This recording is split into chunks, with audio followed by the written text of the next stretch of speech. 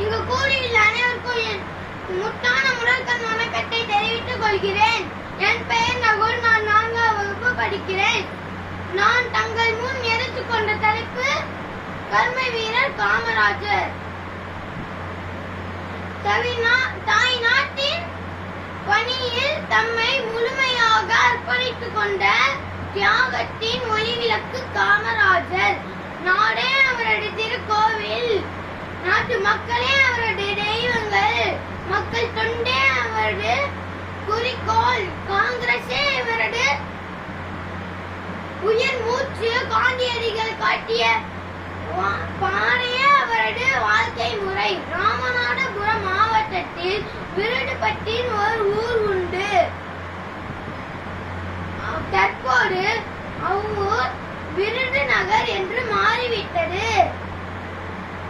அவ்வூரில் உள்ள தேங்காய் வியாபாரி குமாரசாமி நாடாருக்கும் சிவகாமி அம்மையாருக்கும் 1903ஆம் ஆண்டு ஜூலை திங்கள் 15ஆம் நாள் காமராஜர் பிறந்தார். இவரது பிள்ளை திருநாமம் காமாட்சி. நாகம்மாள் இவரது தங்கை. இவரது 6 வயதில் தந்தையை காலமாகிவிட்டார்.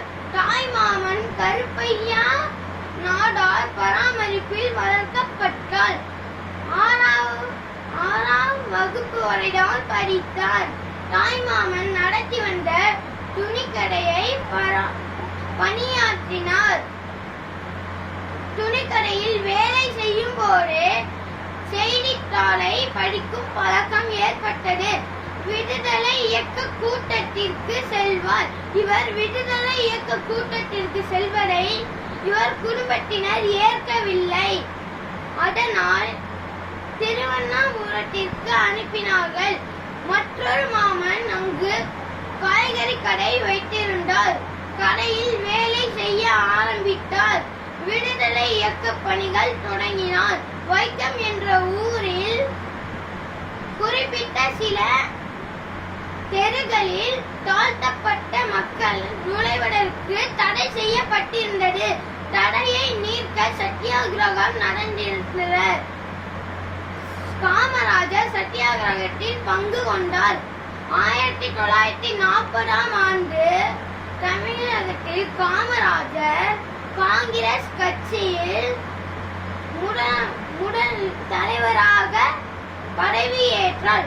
பின்னர் 1954ஆம் ஆண்டு முதலமைச்சராக பதவியேற்றார்.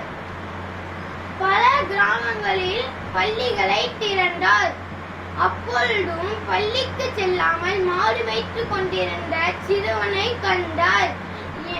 அவனை கூப்பிட்டு ஏன் பள்ளிக்கு செல்லவில்லை என்று கேட்டார். அவனோ பள்ளிக்கு சென்றால் வயிற்றிற்கு என்ன செய்வது, மாடு மேய்த்தால் தான் சாப்பாடு என்று கூறினான்.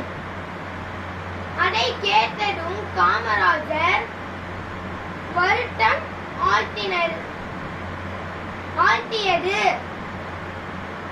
காமராஜர் மதிய உணவு திட்டத்தை கொண்டு வந்தார். வாய்ப்பளித்த சுதந்திர இயக்கத்திற்கு நன்றி.